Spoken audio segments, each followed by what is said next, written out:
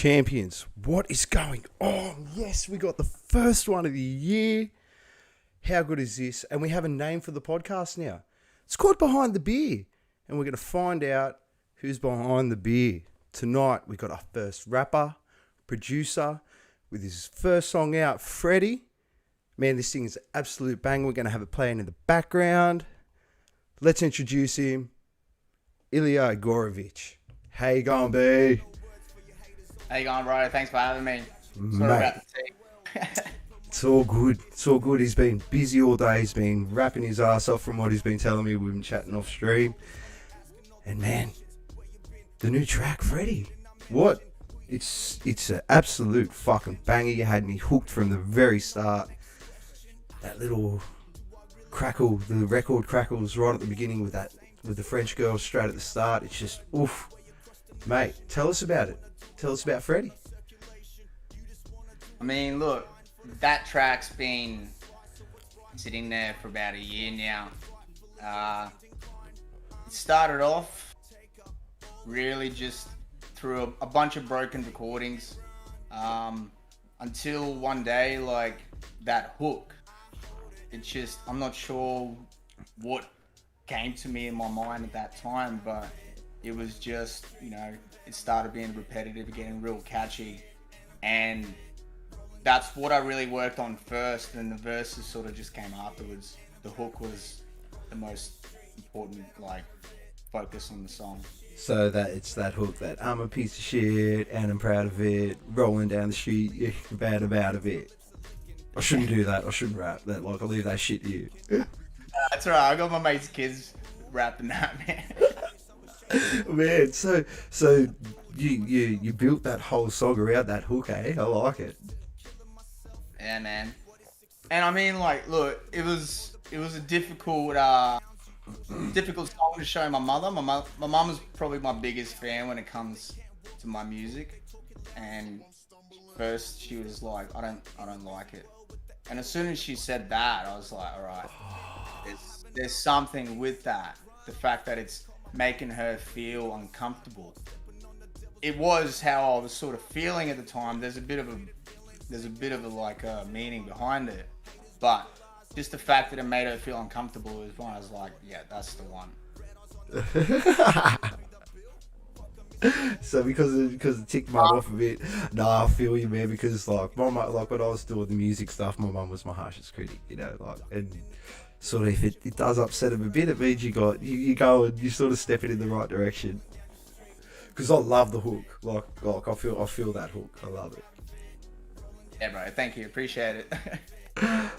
But in all seriousness, man, you're making a very big statement with this first track. I mean, even with your opening line straight off the bat on that track, you seems like you talk about just fake people in the industry and getting stabbed in the back and people just not like sharing the love and trying to pull people up. And when I write, it's usually something that's going on in my life. It's when I write, it's not the exact moment. It might be exaggerated. It might put a little poetic twist on it.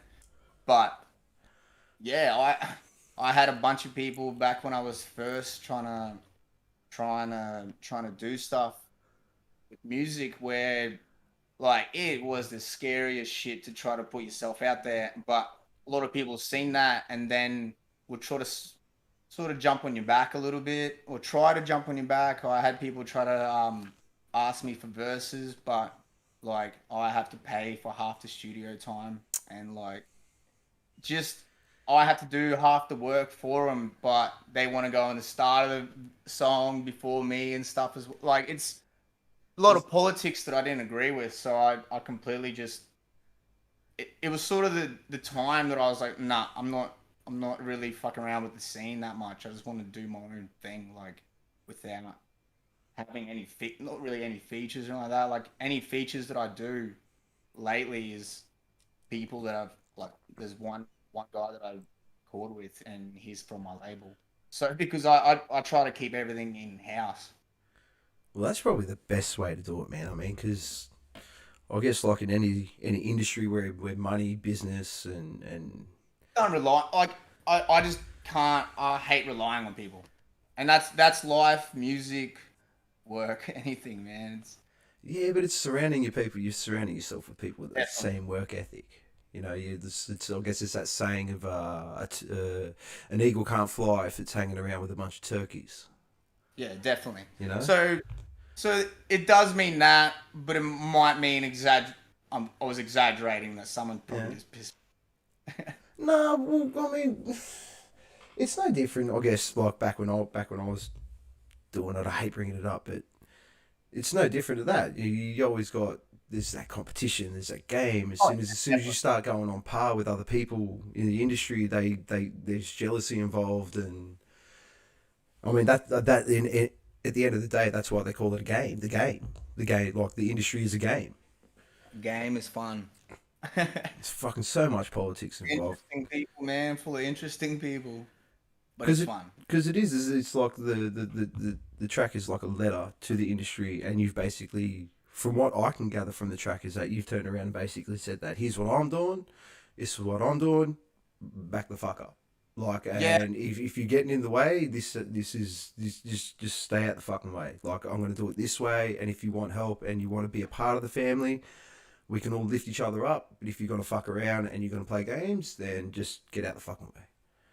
Well, so my approach to it was I'm gonna I'm gonna do some really nice wordplay rapping and show you how good I can do this, how good I am at this.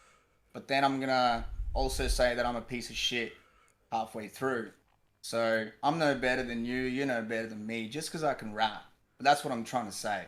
Like, we're all the same. Don't think you're special. I'm not special. Just because I can rap. That's That's mad, no, like fucking mad respect, man. You know, like, and that's nothing but respect because I guess at the end of the day, what is it? You doesn't matter how you play the game, you all end up in the same box. it. And you like, yeah, you talk about some real shit in that. You talk about one of the lines I love is when you and I can relate to this from back in my younger days is hanging around the corner from your mum's house, just waiting for that fucking sticky icky joint that you just smoked to kick in, and you're just like, come on, man. All you can taste is that shit on your lips. Man, shout out, mum. She's watching this. She hates that line. She's she was like, always. I'm not gonna talk. But she wasn't happy with that line. Don't worry, But yeah, mum, I can relate. it You know, definitely we're all means good boys at the exactly end of the what day. it definitely means exactly what it means. I was walking down the street, probably walking my dog. Shout out, King. See, but that's man. You just a regular dude, man. You're just real, like, and that's mad respect for that because it's hard to find that now. It's like everyone's just trying to be this, and you say it in the song, like everyone's just trying to be this big fucking. I'm gonna do Oh this. I'm yeah, gonna do it for the Vine. I'm gonna do it for the Instagram. I'm gonna do it for this. I'm gonna do it for that. But they don't do it. It's that instant gratification. They don't want to play the long game, and you're in it for the long game. like Instagram and all that is great. Oh man, It's it's free great, marketing. great promotion. Free marketing. But that ain't your life. So Nah, man. yeah, Anyone can paint that picture. Anyone can paint a picture anywhere they want. yeah, bro. Life's all about perspective. One thing that I will say though, when I did listen to this Freddie, gave me mad Wu Tang vibes just straight away. But one thing that I love that you do is that you flow between the American and the Aussie, and you use it to rhyme and you use it to mash stuff up, and the way you sort of flow. Where did you sort of pick up those inspirations from? First started writing, it was I was studying a lot of rhyme patterns, Wu Tang, they would have patterns, you'd follow them and you'd copy them. But now when I write, I'll write like two lines, record it, and just keep adding on. So that's why sometimes it'll be chop choppy choppy choppy, and then it'll start looping around. The verse will start doing random shit because it's primarily like a freestyle. I try to record it like a freestyle. If I just fuck it up, I just keep doing it until I get it exactly how I want it. So that's why the flow completely changes sometimes. And like we were talking about this before, my background as well, like heavy metal, they've got a nice rhyme pattern as well to follow as well. So like I probably don't realize I do it, but I definitely include parts of that as well. Well, I actually don't think a lot of heavy, like metal vocalists realise that they actually do it. They just do it while they're just growling. Essentially, it is rapping, but you're just doing it while you're growling, or it's just a different range that you're doing it in. There's bars, definitely. Yeah. I mean, the way you do it, it's in phrases. It's got to be very direct, and the way you got to punch it out. It's got to work with the music. Could almost say like Serge Tankian from System of a Down raps. Wow. He Man, he does. I mean, look at some of that Romanian sort of stuff though. Like he can bounce on the beat. Have you tried breaking into that Russian? Like we were talking about how you got Russian background. Have you tried to sort of market this in the Russian? No, look, because Russians love their fucking rap. Look, probably I've never tried to market it into Russia. I did record a song last year where like I went to do an outro, and I was just gonna say like thank you for coming to the song in Russian, but then started rapping in Russian, and like it was crazy. I can't speak it so fluent. I can speak it a little bit, but for me to rap it, and then I rapped like 3 lines Russian into like 3 lines American, and they both rhyme, and I was like, what the fuck? You should do that shit. You got a whole niche market there that you can really tap into. That's mad. You can go with the Russian thing. That's pretty much my whole thing. That's what I got. Work with it, bro. Fuck, Russian people are scary. I'm fucking still like you. Look, I ain't fucking with no Russian people. Have you seen Vladimir Putin riding around on that fucking bear and shit? Like, come on. Yeah, bro. Yeah, man. See, Putin would. I've always wanted to drop a song called Putin at Work, so I don't know. Do it. And my first EP idea, shout out Jared, we come up with this, and like it was supposed to be like Russian roulette and stuff like that. I don't know if we're still gonna go with that, but it's an idea. Man, I mean, you've I dig it. Like I'm not gonna say like, see I guess my rap repertoire, but it was real fucking. It was only stoner rap. So it was like Cypress Hill, Cottonmouth Kings, like, you know, all that, the Prohibition albums and stuff like that. So it was just like Wiz Khalifa. It was a pothead, but you know, so it's just what I enjoyed. But you just like, and obviously, like, one thing I really loved was Wu-Tang. Just don't know why. I think it was because fucking How High. Remember that movie How High? Like after that, I was just like, Wu-Tang are the best. So Method Man doing the Limp Bizkit track, Shut the Fuck Up. What was that? I think that's what it was called. Of Significant Other. I think that's what it was called. Pretty sure it was. But yeah, and yeah, just your flows just fucking work, man.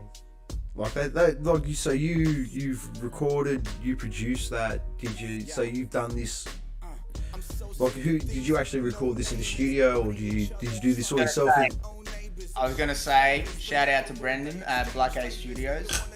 He mixed that whole song, mastered it for me. We did it all in one session, I think. That whole song. And it was probably like 2-hour session too. He's a beast. He's a gun on it. Well, man, you got to be a beast to actually keep up with that too. Two fucking hours to smack that out. But yeah, like I'm still new to the whole producing and what's involved in any of it. Sometimes I don't even know what I'm like, if I'm producing or what I'm doing. I'm just trying to direct. I'm not like the way I try to see is I try to work with my engineer. I'm trying to paint, and he's my brush because he knows how to work all the like technicality parts. Where I could be sitting there sometimes in the studio, and I'm like, oh. And that's the best thing about having a good engineer, man. You'd be like, I need it like this, and you'd be like, all right, bro, I got you. And like that's mostly the process of how it goes in. But usually before I go into the studio, I record a demo, and I will live with it for about 2 months. So there's actually a lot of so before you obviously go into the studio, there's a lot of pre-production that goes on, say, in the house. I pretty much produce it at home the way I would like it produced. But I always think, nah, it could be done way better by a professional. So then I go see my boy Brendan, and he does it professionally for me. But like, Freddie, before I went into the studio, I probably had that song 6 months on my iPhone. Wow. And like, I would drive with it, walk with it. So, you know, when you hear a song like after a month and you're sick of it, if that happens, it doesn't go through. Like, it doesn't go through, and I usually just go, oh, whatever. If I get sick of being out, man, because I couldn't listen to my own stuff. Bro, I think that's because I was working with 4 other people.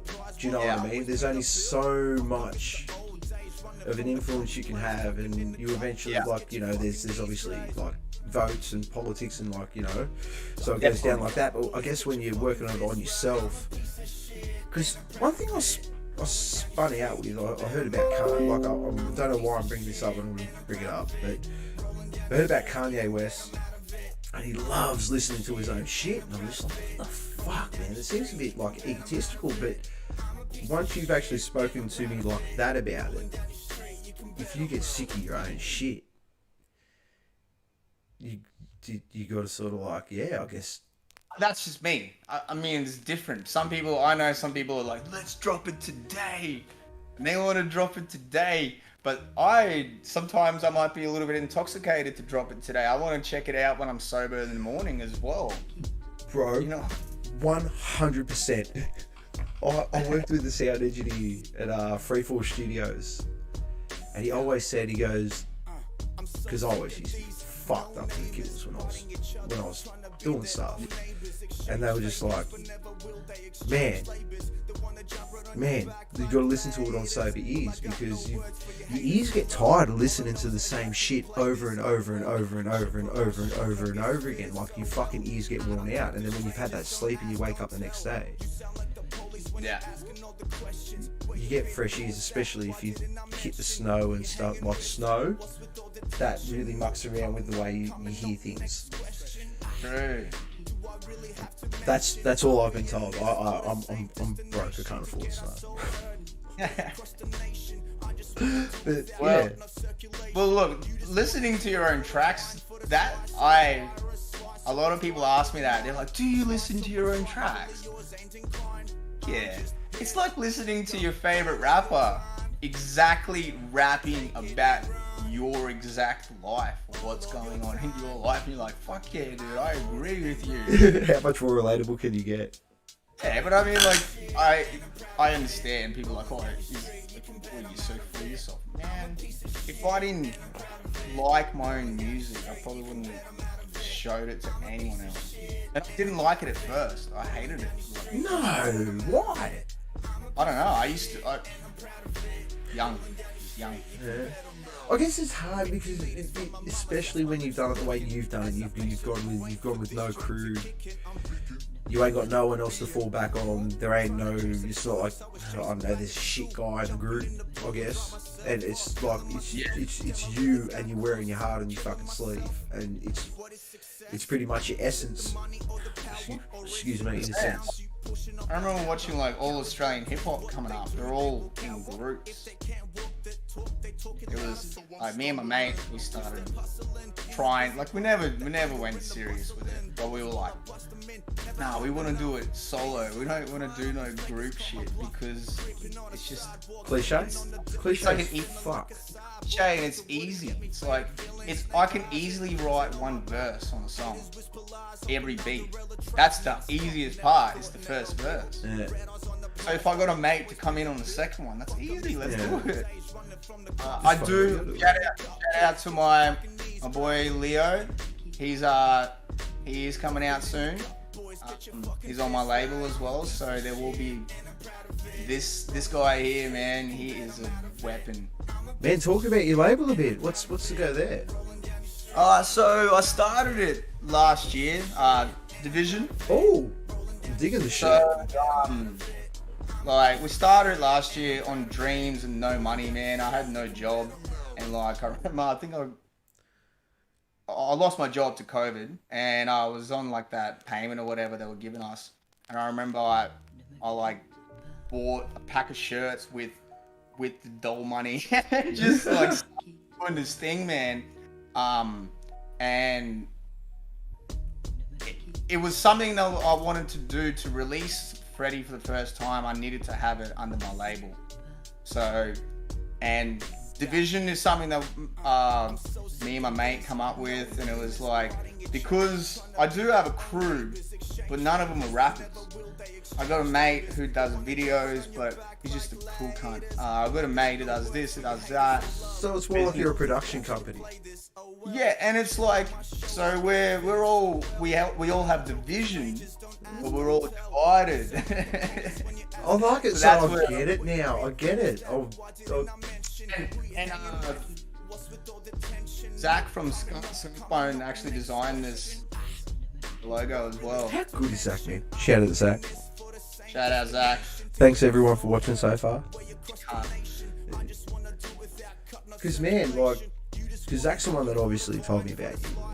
You know, like, Yeah. got this thing happening, and I'm so happy, dude, because I got bored with this Aussie rap.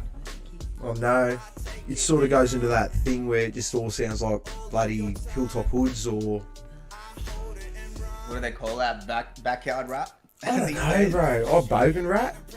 Yeah, backyard rap. Bogan Barbecue rap. I don't, yeah, bumpkin rap. I don't know, but I dig it. Like I like Hilltop. You know, I'm not gonna say I don't like it because fuck, I'm bogan. Mum, Yeah, if Mum's watching, she's gonna hate me saying that. I But dance to fundamentals when I'm drunk or something. So, yeah, I like yeah. draft. Love draft. Yeah, shout out draft. Shout out draft. But you know what, man? I was actually listening to what was it? I was listening to fucking last week. I was sitting around with mate. I was playing some games, and then I ended up chucking on 50 Cent Circus. Oh yeah. And I'm like, man, that fucking album's fucking legit. I love that album. Like, I used to fucking smash and listen to that fucking album. But I don't know, like, what is the industry like? Like, I have no fucking clue. What is the rap industry like? I guess in Australia, can you give us a little bit of insight into what it's like? Well, I can tell you I'm not in it. No, I'm in it. I'm in the early start of it, definitely. It's blowing up right now. Like, it looked like it was gonna a couple years ago, but at the moment, man, it's blowing up. Like, some Australian rappers are making millions of dollars. Like, in the millions, man. Hilltop Hoods are only started to make that a couple years ago. Don't quote me, but like Bliss and SO, Hilltop Hoods, some guys are getting that kind of money now, which is crazy, and they're doing it from independent labels. They're not going through Obie's records or whatever they used to go through all the time. They're just doing their own shit. They're making their own labels, they're not going through the little hoops that the industry used to, I think, tell us we used to have to go through. So that's what's happening. And everyone's trying to rap. Everyone's trying to rap. So there is a lot of people copying, I think. But there is also a scene for it. You know, people, they like a certain sound. Yeah. Where I mostly listen to I listen to Australian hip hop, some of it, but mostly American stuff. So, like, if there was, say, two Aussie and two American hip hop artists that you were listening to at the moment, can you just give me like two of each, or? One American one, man, he's so good. Larry June. Okay, because I'm gonna write these down, because seriously, like, I actually look into like anything anyone suggests, I fucking look into. So Larry June. And I love Schoolboy Q, bro. Do you know Schoolboy? Schoolboy Q. Gotta get the Schoolboy Q. Larry June, bro. He will make you get up in the morning, make a smoothie, fucking make you go for a run, maybe. Smoke some good weed. None of that PGR shit. You know, like, cool, bro. Okay, because I'll take. Australian. Yeah, give me some Aussie. Alright, look, my most favourite Australian hip hop band is Spit Syndicate. They're from the inner west side. They've been around since Hilltop Hoods like started. So and they're and I'm gonna say the next one, Jimmy Nice. So he's from Spit Syndicate. So that's the only really Australian rappers that I listen to. Because man, I always like to try and find new stuff, because I got music stagnant when I got sort of into my late 20s, into my sort of like 34, 35. Yeah. I got really fucking bad. It's thing, alright? It's called music stagnant, and all you do is get caught up into listening to the same old shit, and you don't listen to anything new because you're trying to hold on to your youth. And it's really bad, and you miss out on a lot of good shit. And I did now after doing this, like, I found so much cool shit. So I always try and ask people that are on to give me new stuff to listen to, because I get bored. I get bored real quick. But I don't know if you've ever heard of him. I listen. It's like this spoken word rapper. He's called Hobo Johnson. Something on YouTube. Yeah, he done this like small desk thing, but he's fucking good, man. Like, I dig it. I don't know why, but it just speaks to me. You should have a listen to it. It's pretty different. Hobo Johnson, man, he's like some fucking like 16-year-old. Like, no, he's not 16. He's probably in his 20s. He's done an Australian tour. Oh yeah. Yeah, so he's legit. But yeah, and that Little Dicky. Oh, Little Dicky's funny. Oh, fucking see, I love that shit. That Little Dicky fucking cracks me up. His weed song fucking cracks my shit up. Too High, and that the one he does with Snoop Dogg, where he trying to get him to write the hook. Actually, that was I remember one of my Mike Reed, bro, this rapper I used to follow. He back in the day, before I even tried to rap, he asked me to like hype for him, and I was freaking out. And I was showing him some of my songs, and none of them had hooks. And he showed me that Little Dicky song, and he's like, "See, your songs need hooks." So shout out Mike Reed. I don't know where my boy's at, but he told me to make hooks, and I went and made hooks. So is that how you basically try and, like you said that this song was built around the hook? Is that how you actually try and go walk into the studio? So you'll have your hook, and then you sort of expand around that. Yeah, melody comes first, I think. Yeah. Like, you're gonna want to, like, I used to go the technical route, and I think I lost out on the melody. So now I start with the melody and just branch out to whatever technicality wherever I want to go with my verse, but try to base it off some sort of catchiness, because I like catchy, repetitive music as well. So I just do it because I like it, and I think other people like it too. Bro, like, man, if you don't like what you're writing, you're fucking selling out. Like, essentially, like, you just in the system, I guess. But yeah, you really hit the mark, like that mad stone, fucking mad vibe. You just really hit the mark with me. Like, I love it. Fucking love it. I cannot wait to hear. What can we expect? Say, is there a plan for the next, say, 6 months with music releases and stuff like that? Come on, give us the insight. Like, so, because we're going to watch it in a second, because it was a fucking banger.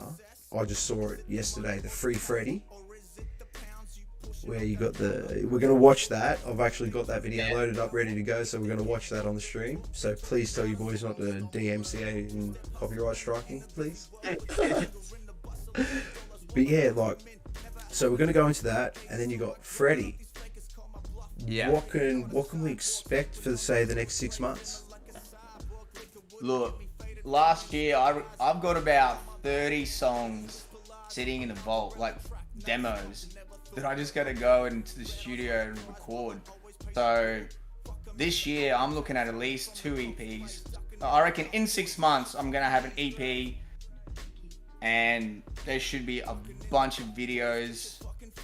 Like, I believe in releasing more free shit than like I'm gonna be releasing a lot more content than I have been. But yeah, like, musically, the sound is evolving so much that I really need to drop something every few months. Otherwise, people won't catch the middle parts. They'll just catch this part. Yeah. And that's what's happened to some of my music is, like, I only set the mic up a couple of weeks ago, and I tried to record my old stuff. And in a week or 2 weeks, I've got like something like 7 songs that I've recorded, new, written. And I'm like, fuck, I still need to get the old ones out. So I'm busy. So there's going to be a lot of shit coming out. And I'm trying to tie it all in with new merchandise dropping through my label. Plus, my boy Leo, he's going to be releasing music as well. We have a single coming out called Time Is Money. So that should be, I reckon, maybe 2-3 months that'll probably come out. And once you hear my mate rap, it's crazy. Like, he's already done the verse. We already done the verses. We just got to go in and record it at case. Man, I can't wait to hear it. I can't wait to hear what you've got to come, because, like I said, you've made a serious statement with Freddy. We're gonna go over and we're gonna watch that Free Freddy in a second. Yeah. But man, I really, like, it's just so refreshing to hear someone just basically say that. And this is the vibe, like I said, this is the vibe that I pick up from the song, is that, yeah, you're a piece of shit and all this stuff, and like you said, we're all the same. It's all, you talk about trying to lift each other up as opposed to pull each other down. And I think that's what everyone needs to hear in the music industry, especially in Australia, especially with what's going on at the moment. Yeah. Because we all, like, at the end of the day, all musos are out of work, and people are cancelling shows left, right, and centre, and we need there's got to be unity in the scene from every scene. Because without it, it's gonna fucking falter. If everyone keeps stabbing each other in the back, it's just gonna fucking crumble. Because at the end of the day, as far as I'm concerned, Australian hip hop is like Australian metal and rock, I guess, in a sense, because it's so big in Australia. It's such a niche, I guess, market to find someone that's fucking real standout. And the industry really makes it hard for guys like you and independent ones like that to really sort of break through the mold. Unless you sort of sit in that crappy ass niche thing of, I don't know. Look, kind of figured out a formula. You can't fail. All I concentrate is making sure that where I live is they're all happy with it. And once they're happy with it, they take it away, man. They support it all the way. Like, I just make sure the boys around the neighborhood like my shit, man. If they like it, push it out further. Good stuff, man. Good, you know what? And that's a really good. Lads. Man, that's a really good outlook to take on it, because if you can't make it big in your own backyard, how are you going to make it big in someone else's?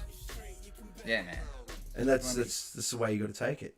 That's the mindset you got to go in with. And yeah, like I said, you flow with that American stuff, and you go with the Aussie stuff, and you use it to your advantage where you can rhyme with it, and it just works, man. It works so fucking well. Cheers. One quick question though. Do you know what the Mandela effect is?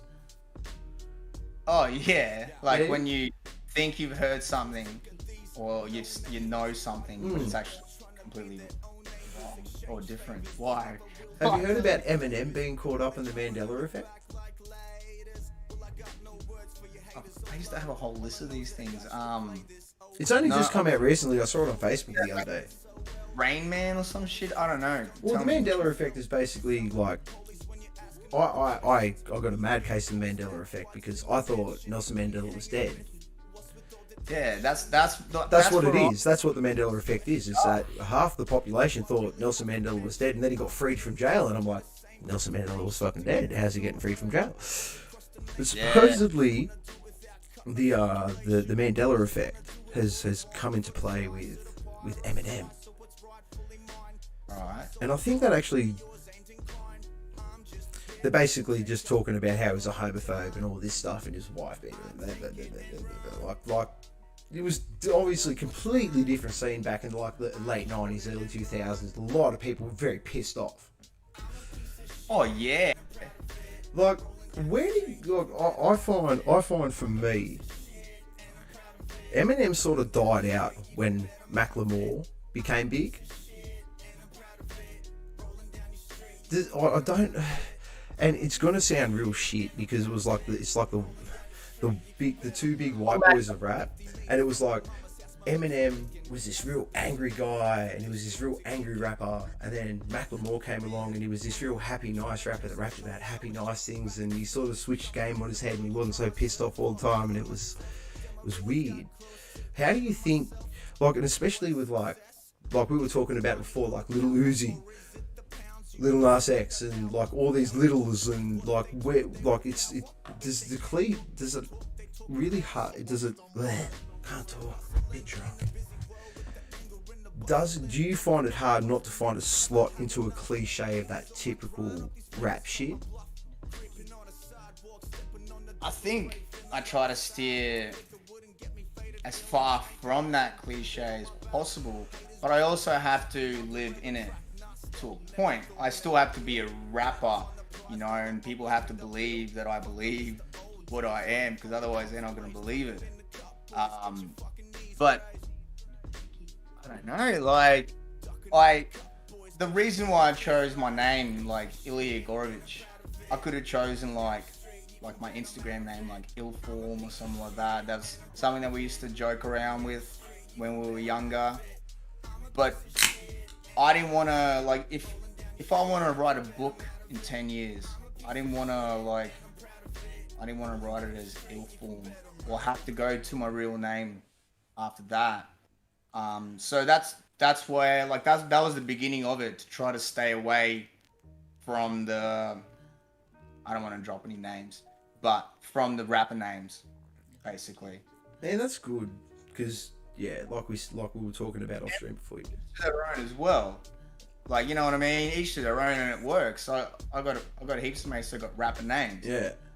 They just didn't have as many insecurities as me when they came up with it. I was insecure as shit, and I was like, what if people think I'm a rapper? Like, they make, you know what I mean? I was young, so It's good that you have that vulnerability to it, though. Do you know what I mean? It's no, like, in all seriousness, you don't see it much. Like, you're normal, bro. Like, it's yeah, you've been through. You can hear you have been through some shit in Freddie. Like, I don't know, earned your stripes. I don't know what you've been through. Like, this is literally like the first interaction we've had. But when I hear Freddie, girls, man. yeah, and it's always a fucking case. It's always make this music, G. Like, always the case. And we're gonna check it out, because man, I want to see it. We're gonna have a look at Free Freddy, because that was, I saw that. When did I see that? I saw that yesterday, I think. And a little background with that. So I came in, and in an hour we recorded that song, and then we took 2 takes of that video. And I was like, let's go get drunk, and that's it. We just left. We didn't even look at the video, man. The boys at Black Haze Studios, I said, you guys got it, just send it to me. We're gonna go get drunk. That's some fucking real shit, man. Things like see that, and that's what I was saying before, that rap and rock and roll and metal just have such this. It's free. It's so free because there's so much passion and anger and hurt and happiness and everything that fucking goes along with it. Like depending on the way you want to feel it, it's depending on the way that the song comes out. Oh yeah, definitely. And to me, rap and I guess rock and roll and metal are probably the last. Like pop is just fucking gone to the fucking shit. I don't know about this whole DJ stuff. Like I really haven't gotten into it enough. Like I used to love taking pingers and fucking raving back in the day, but it was just all rinse and repeat songs that just kept on getting played over and over and over again, just remixed. And it just seems that rap and metal just have such a... For me, I guess because I grew up in I'm an 86 kid and whatever. I grew up in the 90s, and you sort of saw the melding of rap and metal and just how big it could become. And new metal was such a big thing. Like new metal was fucking like Korn, Deftones, Limp Bizkit. Oh yeah, man! I was obsessed with like Korn and Limp Bizkit. And like the thing is as well, when I come to Australia, I didn't know any American, nothing. So I had my neighbor, he was just dropping CDs to me, and like I started listening. Like first thing was like Linkin Park. Wow. Then it was like Beatles, Korn, Disturbed, and then it was like Dr. Dre. So it was all just fucking. How old were you when you came out to Australia? I think I was like 10. Oh shit! Like I was 1. Like I was born in the UK and I was like 1.5, and you were 10 and you've completely lost the fucking accent. I thought you'd have like a little bit. No, I don't know. I don't know where the Aussie came out of me, but yeah, he hasn't gone anywhere. I love it, man. You should really try and break into that Russian market. Like you got. Well. You got a whole market there. You got literally a whole country. You just throw your name on the fucking front of it, and I've got 2 Russian people I think in the chat. Oh, true that. I got a Russian name come up. Like, man, thank you. Shout out, mom. Man, because. Привет, тетя Ира. Oh, see, I love that shit. I love it. Sorry for swearing, mom. Sorry, I can't help it. But this isn't a family-friendly show. This isn't really. Never was meant to be. We're going to check out Free Freddy. I'm going to try and make it bigger. Yeah. Who cares about me? Let's do this. Because seriously, I heard this the other night, and I was just like, what? Where has this guy been? Because you ain't new to this. You know what you doing. Like, and that's what got me, because when Zach told me, I thought, oh, rapper, like, fuck, I'm fucking really not into like Aussie hip hop. I'll be the fucking first one to admit that. Yeah, man, And when I heard this, I went, this guy knows what's up. He's using the American, he's using the Aussie. It's not overdone. It doesn't come out like this poppy, I guess, bogan-esque thing where it all sounds the same. You stand out, which is awesome. And we're going to play it now. Yes, look at this, man. Just going to make it cover us up. And the dirty ringtone at the beginning. Oh yeah, true. And I brought like 6 or 7 like old broken phones with me, man. We didn't even really plan it. Like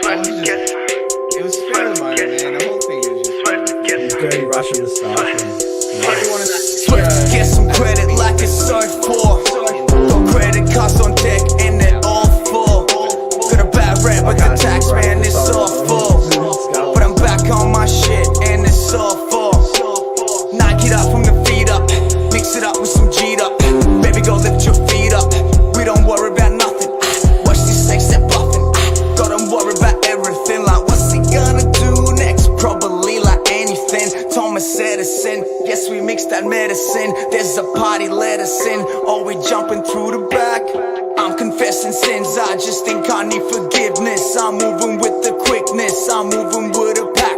When Freddy is ready, let's pop the confetti. Hit it 3 times, I'm editing Eddie. She on my dick like I just popped the millie. Spreading her out like I'm bowling a Philly. Your boys looking silly, please don't make me repeat on myself. Don't call me boy, I don't put the heat on myself. Swept to get some credit like it's so for. Got credit cards on deck and they're all full. Got a bad rep with the tax man, it's awful. But I'm back on my shit and it's awful. It's a game that I came up, put your hands up. Freeze, drop to the ground. We do this shit by the pound. We do not fuck around. Do not sit and wait for other players in the game. Frankly, you're all the same. Frankly, I can't contain. Frankly, I'm sick of slow drivers in my way. I'm swerving lane to lane, switching gears like every day. She circus disarray, move that body every way. She circus disarray, move that body every way. Bro, man, like, just so. You guys done that in an hour?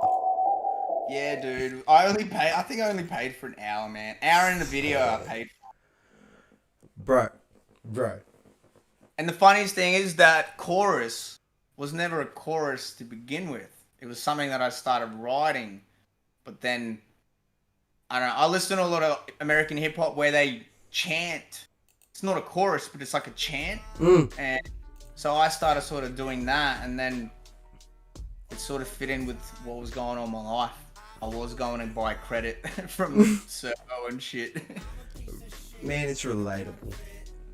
And that's mad respect. Like, I think people get so caught up in, like, I guess Eminem did it in the, I like bringing it up, but like Eminem did in his album, you know, like when they had that phone call thing, it's like, did you hear how good Dre's album was? It was all about big screens, blunts, bitches, and all this shit. You're rapping about homosexuals and Vicodin. Yeah, that's exactly right. And I'm just like, fuck, man, is that really what the industry's fucking turned into? And I don't know, I think Aussie hip hop hasn't really sort of delved into that yet. It's still very fucking street and still very like housing like, I don't want to say housing commission, but you know what I'm fucking talking about. It's still very like I guess housing commission would be the equivalent of whatever, and like it, yeah. I'll say one thing about that sort of scene though. So when I was younger, the Dr. Dre and all their like big cars and money and all that shit, I was like, what the fuck? Why are they rapping about that? That's not important. But I love cars, I love money, I love girls. That's what I like now. So the perspective's completely changed, bro. So I can't speak for the Nicki Minaj's. That's that's too far gone. But there are some people that I listen to where I want to hear them talk about their sick shit. Yeah. I guess you want to hear them talk about their success. Yeah, but then there are rappers that I'll go to if I want to hear a story. Yeah. You know, everyone has their say in it. I think. I guess that's why I was like into like this, like sort of like I love Cypress Hill and Cottonmouth Kings and shit like that. It's real. I don't know. Yeah, I remember trying to simplistic. Trying to rap Cypress Hill, but me and my mate Steven, we used to get the Mexican version or the Spanish version. Oh yeah. Copy it and like try to rap in Spanish. Wow. It's the same words in English. You just listen to the English version. Yeah. So we're just doing that. See, I was always a fan of that. Remember that song Ganja Bus? When they had Ziggy Marley and shit. That was like, oh, man, that used to song. We used to have the sub in my car. Fucking blah, blah, blah, blah. It was mad. I don't know, like, yeah, you hear a bit like we're going to sort of probably go into like a bit more industry talk and stuff like that because you listen to American rap and shit like that. So I'd like to try and get your perspective on, say, like, so little Nas X and he's gay, and he's like, bro, I dig his jams. Like, and I dig the fact that, you know, he's so fucking out there with his homosexuality. Like, you know what? Fucking good on you. And if it's pissing people off, you know, you fucking, like you said before, you know, like, your mum got upset about that line, and you knew it was the right line to fucking bring out because it upset her. And he's bringing out stuff and it's pissing off a lot of people in the industry, and he keeps on bringing it out because I guess he knows what he's doing. He's getting fucking headlines and shit like that. But what do you think the fucking Americans, like, with the impact, do you reckon it really crosses over that much, like the whole American scene and the Australian scene and the way it sort of works? Cross over to Australia. Yeah. Look, Lil Nas, he's a perfect example. You're right. He is very triggering, but I seen that from a mile away, so I'm not even getting triggered. I've seen some shit on my Snapchat, like on those videos, but I know he's about to try to trigger me, so I'm not buying into it. I think it's more beautiful to try to trick him into thinking, oh yeah, and then you fucking serve him, which is happened to a lot of people with Lil Nas. But I seen it from a long mile away. He's pregnant, isn't he? I don't fucking know. He brought out those mad sneakers that were like those Satanist sneakers that had like a drop of his blood in them or some shit. Like, the guy can sell shit. He's a very good businessman. Trying to trigger people, and I'm like, I let him leave it to his shit, but I'm not even giving him any energy. Yeah, no, fair play, man, fair play. But do you think it? I don't know. Do you think it probably goes a bit far with the whole beefing thing, or do you actually think it's like a real thing, or do you think it's maybe like I think is it set up for the gram? I think, look, it doesn't go too far, only because it's just, I can't say it's too far, because some people might think it's not too far. It might be too far for me, but my perspective is here. So that's why a lot of stuff, like, if I don't agree with it, and if it triggers me, like, I just go, oh, maybe, like, I don't know everyone. You know what I mean? You can't know everyone, so maybe there is some fucking weirdo out there that wants to listen to this or whatever, but I don't know. Like, do you ever think about just going like balls deep and just like really fucking rattling some cages? And because I don't know, it seems like this whole thing of just trying to like you do say it in the song, you say trying to blow up on the Instagram, trying to get that, you know, like trying to get that instant gratification. But do you ever think that it's like a marketing ploy that they use sort of in the industry to sort of just... Definitely, man. Like, I love Kanye, but he uses that sort of stuff. You know, he does. They shock. Look, I used to have this biggest joke, man, where I used to tell my mates I would get really big, then get a sellout concert, and then just come out and just give everyone the finger and just walk away. Like Chappelle that shit. Dave Chappelle that shit. Yeah, and then people are like, what the fuck? Why would you do that? And I'm like, they'll remember me. Yeah. And that's where you have to remember, like, Kanye West, bro, he's gonna be like, people are gonna talk about him in 100 years time. He's gonna be in history books. Fucking if you will. I think, and we think it's crazy now, but in 100 years time, they're only gonna know certain things. Well, it's funny you actually bring that up, because talking about that unison of rap and metal, Kanye West had fucking Marilyn Manson at his fucking church. Oh yeah. Like, and he actually had and Marilyn Manson supposedly had like a decent part to actually do with the current album that he brought out recently. Where'd you go? You just left it. But yeah, like supposedly Manson had like a decent influence on the current Kanye album. True. Yeah, and I'm like, what the actual fuck is going on here? Because it spun me out so much. But then you have a look at Kanye with what he did in do you know much about the Kanye church, or like have you heard much about that? I haven't. I try to like not even. As soon as he got with him, whatever, I was like, all right. I love just like that old song, like that song says. I love the old Kanye, like college dropout Kanye, man. Like, I remember seeing Kanye, and he done this thing where it was like the equivalent of an unplugged, I guess. And he gets up on stage and he actually goes through, I think, his first album. Yeah. And he talks and he goes really in depth about what each song's about, where he drew his inspiration from, and he talks to the audience. It's probably only like 100, not even 100 people in the room. And it was the best thing I've ever seen. I thought that it brought a new light to Kanye for me. And I'm like, man, this guy really sort of goes from the heart. And then he got all this money, and it seems like money destroys rappers. I mean, hey, money destroys everyone. Yeah, ooh, fuck, ain't that truth? Ain't that truth, man? Doesn't have to be a rapper. It could be anyone, man. If you let it. Yeah.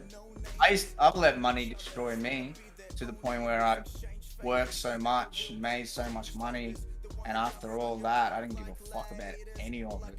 Yeah. You know what I mean? And I was like, shit, I didn't give a fuck about money. But for a while, I thought I did, and then you sort of lose focus of stuff when you're just focusing on money. It's not a bad thing to focus on, but it can't be the only thing. I like that, man. I think you making that statement right there really gives me faith in what you're going to bring out in the next for the next releases and shit like that, because I'm so done with it. I'm so done with the fakeness.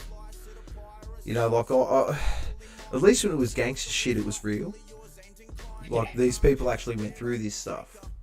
Yeah. And then it was like, it's weird, as soon as they sort of get money, the whole, you watch the shift, and more power to them, because like you said before, they're rapping about their success, it's making them happy, it's good vibes, nothing but good vibes, and good vibes are good vibes, because you don't want to be doing that shit, otherwise you end up like that Juice WRLD.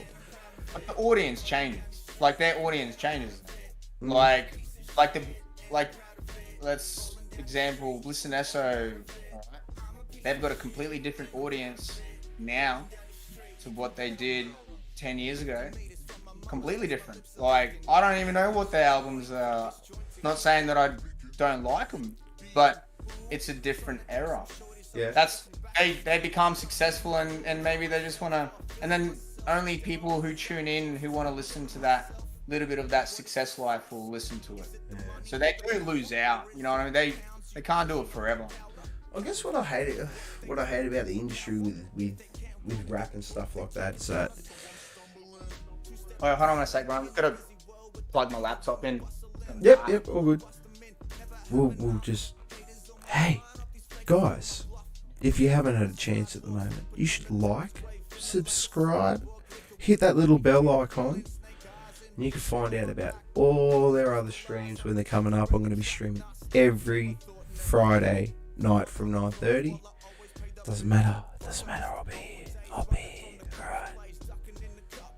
Got ASMR, and I'll just sit there and drink beer. But Ilia's back, and we're going to get back into it.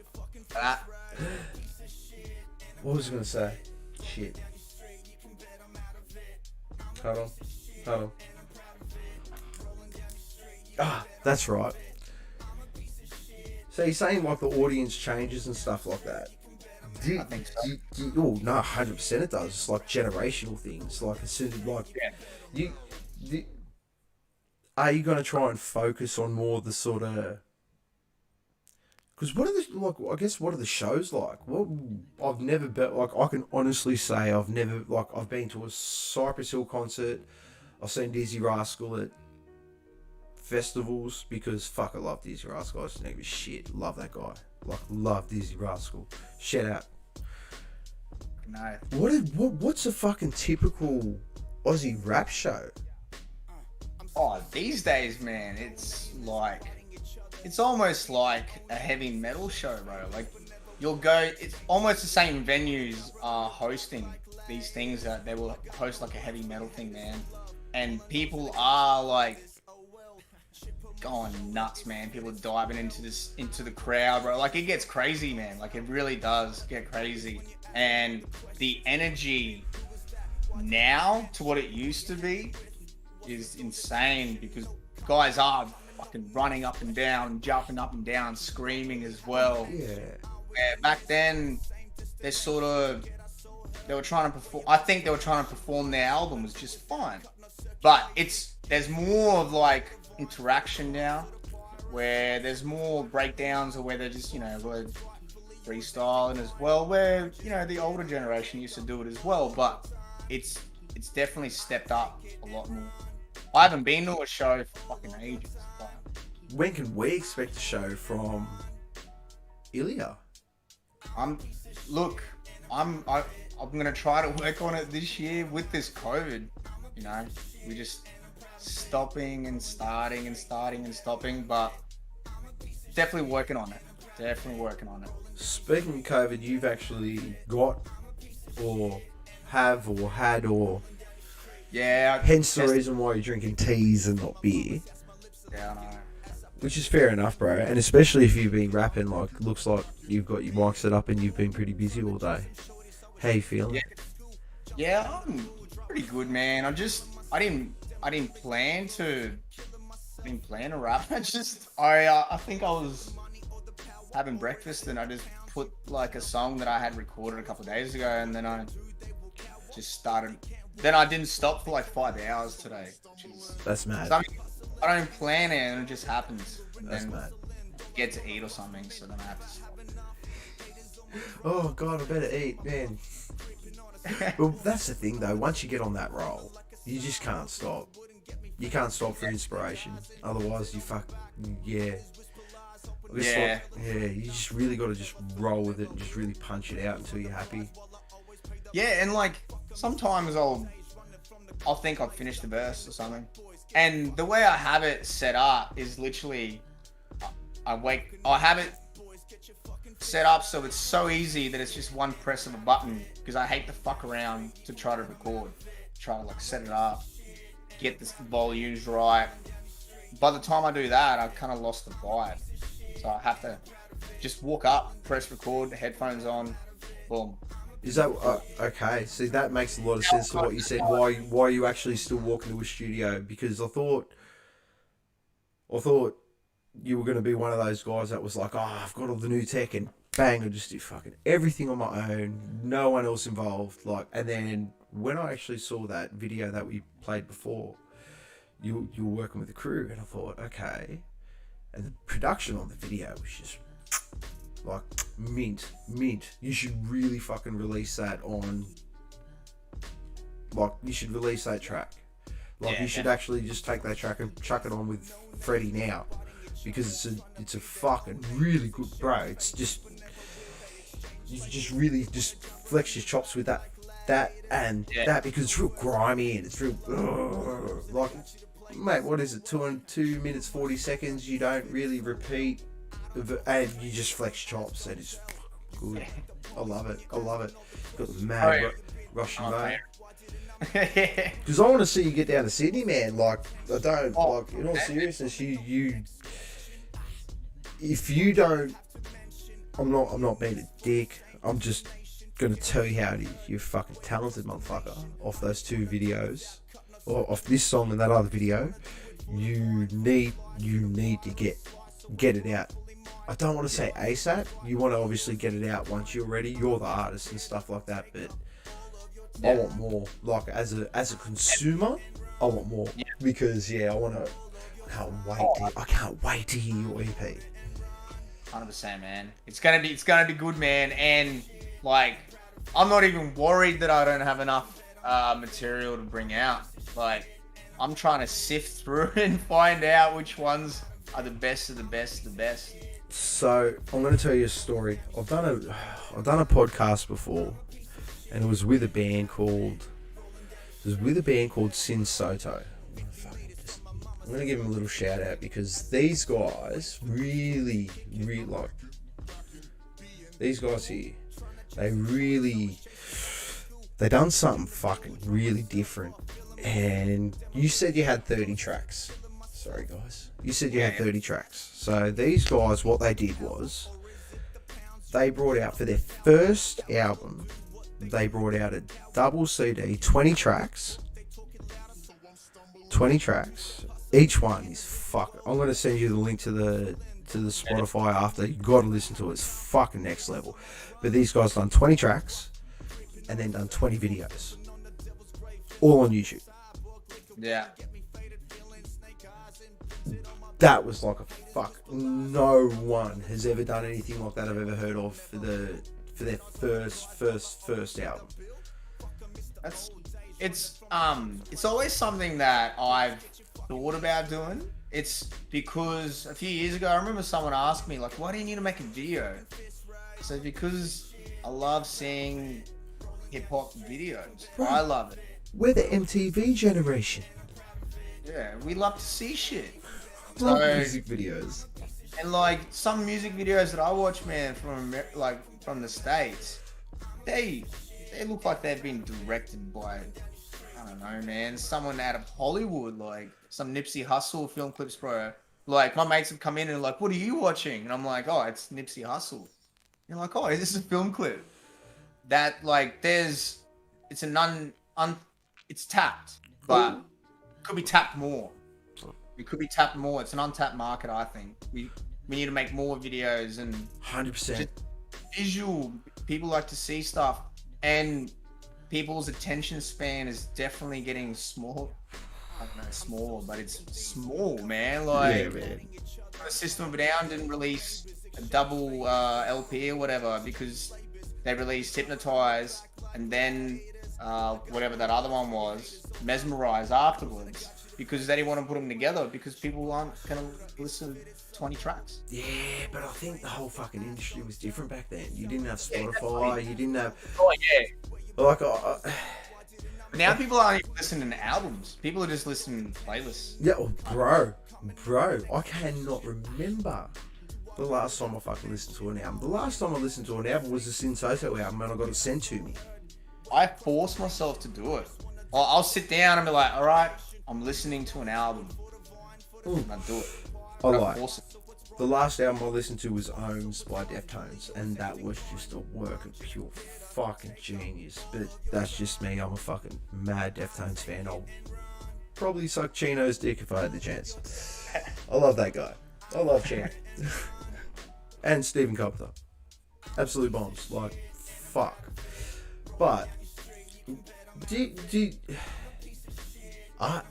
can we maybe expect a little bit of a bit more rocky? What can like, are we just going to expect the sort of like beats, and or are we going to get like mad instrumental pieces, and what can we expect for say the EP? Music wise, like actually instrumental wise. Instrumental wise, well, you're gonna expect like a favorites box, bro. The EP that I started working on, it was looking like a playlist instead of like each song was completely different. Like there's a song that I recorded last year. Like it's almost like Sticky Fingers. Oh, You know what I mean? Like I was trying to tap into that sound as well. Like there's stuff there that I want to learn. I want to sing more as well. dude, do it. But I can. But I like. A lot of people are like, why don't you just rap really fast? I'm like, man, I can rap whatever the fuck I want, but I want to make what I want to make. It's not really. Do you know what though? I ain't really never heard any good Australian speed rappers. Oh no, there's some good one. Like look up Chillin' It, bro. Cool. If you haven't heard of Chillin' It yet, Got my pen, right, chilling it. yeah, dude, he's from Sydney too. He's the one that's making like $1 million a tour in Australia right now. Fuck yeah, well, I'm gonna try and have Like he's killing it. He's like shout out to Chillin' It. Everybody. Man, dude, like, but mad respect to you because you Okay, fair enough, man. We're here to talk about you and Freddie, but you're not shying away from people that you know are good, and that's Yeah, man. Like, and that's playing exactly what you're talking about in the industry. That you're talking about trying to give those shout outs, trying to lift people up, and you're fucking doing that right now. sports. You are by telling me these, man. Like, I'm But gonna I mean, look like, up. yeah, nah, it's good. You should, and it's the scene as well. You gotta support the scene as well. You know, like, If you ain't with them, you're against them. what's that? If you ain't with them, you're against them. And it just goes against everything you talked about in your fucking in Freddie. It goes literally because that's what was so refreshing. You weren't talking about fuck every cunt. You were talking about let's put all the bullshit aside and let's all work together and try and make this a viable industry. Yes. Because unfortunately, fucking, it's just like over in the US. Everyone's making labels, everyone's doing this, everyone's doing that, and it's all click, click, click, click, click, click. It's all very click. And you're trying to break through into an industry that's flooded, quite frankly. Oh, definitely. It's definitely hard to stand out, and especially like all us Aussies, we all sound pretty similar. So it's hard to pivot your voice to try to not sound like a lot of people, like chillin'. A lot of people will try to sound like chillin', or because it is our native, like it's how we speak. Yeah. So, Well, we are the. What do they say? We're the one country in the world that has the least amount of variance in our accent. If you go to like America, where you go to the North America and you go to the South, there's a very fucking big variance. But if you go to like New South Wales and South and Western Australia, we're all going to pretty much sound the same. Yeah, definitely.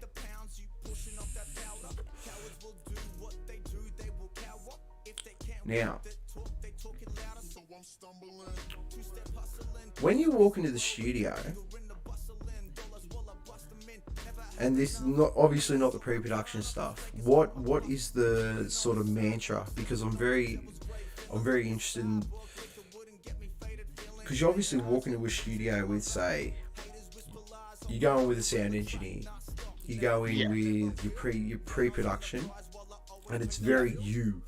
Like there's obviously it's like here's what I have.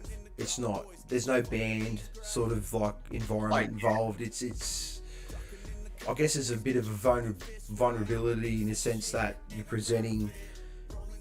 How do you actually A, pick your sound engineer, and then B, when you sort of walk into it, how does it work in the rap game? Sort of like, do you do the whole standing in the booth thing, or do you stand next to the desk, or because I've heard. Okay, so I go to Black Ace Studios. Brandon, he's my engineer. I just found him when I was like, it was the first studio I messaged back in the day, and they hit me back, and I was really looking for like friendly, you know what I mean? Like I didn't want to go to a place where like there was like a big mixing board where like I would be scared to sort of do anything. And the first time I went in, then I did a song called PTSD there, and you can even see it. Like I know now, I was hella nervous, bro. I was so nervous, and then after doing it a couple of times, and then realizing that like I just have to tell myself, no, like this is what you do, this is what you're good at doing, otherwise you wouldn't be doing it. And plus my engineer, he has this like rule, no sorries. Like if I fuck up, say sorry. He's like, don't fucking say it again. Like no sorry, no fuck ups, just run it up. That is such a good that is a really good sound engineer. Yeah, man. That is a really good sound engineer. Don't say sorry. Yeah. That's so good. Because that's all I do. Sorry, you got to go back again. This is what they're fucking paid to do. It's like literally just fucking do it. Just shut up and do it. Quit fucking making excuses and get the song out. It definitely takes me a lot longer to record in that studio though than to record at home. So I think it's like sometimes I'll do like 8 takes and then the last 2 will be the best ones because each time I just step up the energy, gets the point. But I always like to have a friend of mine with me to tell me, no, do it again. No, do it one more time. Do it one more time. No, I reckon you can do it better. Until we possibly can't get it any better. And then we go, yep, that's the take. Sometimes it can do too. No, that's good. You got the support structure there to push you to do better. And if you got that there, enough is never enough until they say it's enough. Yeah. Which is good because I guess that's what you get from the band structure. You always got someone there telling you you can do it better. And you've obviously got that support structure there, which is good. Yeah. Because you never, like, the last thing you ever fucking want is yes men fucking around you going, yeah, that's fucking bad, man, just release it. Yes man, just sit there and like, and then, like... Well, that's what you're talking about, people riding on your coattails. That's it. and that's what I'm saying, like, you speak about fucking every single bit of this, it's like you've really outlined like for me, the song seems like it's a good insight into the industry in a sense, which is refreshing, fucking really refreshing, because people don't know. Like everyone just thinks, oh yeah, you just sit in the recording studio and you make mad beats and like it's this and it's that, and it's not that fucking at all. It's a lot of blood, sweat and tears, and definitely fun, but it's fucking hard work. Oh yeah, and especially because it's art and you got to release it. Yeah. It's the like hardest part is when you release it. That's making the stuff's easy. It's like you just let your kids go to school and like someone might bully them or something. Yeah, you just gotta hope you teach your kid how to kick the shit out of them. Yeah, that's what I make. What you're saying is definitely right. The hardest thing is actually sitting there and hitting that release button, and then basically opening yourself up to the world, because that's essentially what you're doing. Like essentially through your music, like I said, and you sort of have to ignore like this little voice that's in your head that's like, oh, you think you're so good that you want to fucking show everyone, but you have to ignore that. You have to ignore that and be like, nah, you are so fucking good. You should show everyone. Fucking oath, man. Because you ain't got confidence, you ain't real. Fucking oath. Man, you hammer it. Like, I'm very happy to say, I love that Division shirt. I'm going to have to... Do you sell them? Do you sell the Division shirts? Oh, I've got some more printed. Hopefully, in the next couple of months, I'll send you one. Mad. I want one real bad. Yeah, I've got a couple more designs coming as well. Zach's on it. Yeah, fuck yeah. Man, I want to hear a collab with Skunkbone and Ilia. That'd be nuts. We have he dropped by the other day. He did say something about it, so I said I'm always keen. Man, and that's the thing. That's versatility for you, especially being a rocker back in the day. Yeah. Yeah, man. I really wish fucking mad things to you, lady. Like I really like. Yeah, I ain't never like I keep saying, I ain't never heard no Aussie rapper like this in a long time, and it's just so refreshing. Using, like I said, using American stuff, and you meld it in with the Aussie stuff, and you just on point. It's real. It's relatable. It ain't no real bullshit gangster shit, which is nice. Like I'm sure you've been through your fair share of trial and tribulations, and yeah. Nah, man, we all have like shit. Like I used to hang around with dealers and just girls, man. They're the worst thing for you. Stay away from women, man. Oh, that's trouble. They are. But my whole issue was mates. And I was rolling around with the wrong people. Like, yeah, not the wrong people. I ain't a gangster. I'm a metalhead. I ain't a gangster. I'll take her a gangster. All my mates are just nice people, man. We're good people, good supportive That's group. good, man. That's good. Man, who like good shit. I don't really have anyone around me that even breathes any kind of negativity. If you do, I just don't want to hear it. I'm not interested. Like, I've got other shit. I've been stuck in negativity land. I'm not going back there. That's good, So, man. just try to keep people around me that uplift each other. Division, baby. So we do it. All right, man. Sell it right now. I want you to give me. Okay, you know what you're gonna do. You're gonna give me one of your boys under your label to interview. So, who was this Leo guy you were talking about? You mentioned something about it. So he goes by Legs. Legs. Yeah, bro. He hasn't got anything released yet. His first stuff is going to be releasing through Division. He's really long time family friend. He's married to a girl I went to primary school in, and then we were just catching up, having beers in the afternoon, and he just pulled out these verses, bro, and I was like, what the fuck? And I would say almost he's the reason why I stepped my game up like a year ago, because he started catching up to me, and I was like, fuck, what's going on here? So you know, and like we've got a track where, you know, where we do like a little duet, 2 lines, 2 lines, 2 lines, 2 lines. We have mad energy, where he's more of like the slower, chilled out kind of guy. Like where a I'm Snoopy sort of. Yeah. Yeah, bro. Lighter kind of dude, bro. Yeah, man. You gotta look out for him soon, man. We're gonna be releasing a video for our single called "Time Is Money," man. This thing is fucking lit, Bro. Get on it. Hurry up and release it. We're gonna fucking leave, man. Give us the big promo for Division. Give us the big promo for Freddie. I'm gonna leave links. We're gonna call it. Yeah, brother. And yeah. So give a shout out to whoever you want to, and then we'll end the stream. And we'll have a little bit of a chat and go to bed. Shout out to all the lads, Division, Legsy, MBK, Healy on the beat. Jared, you're a sick cunt. Shout out, mum. Love ya. Nah, cheers for having me, bro. Bro, and my one question that I'll ask everyone.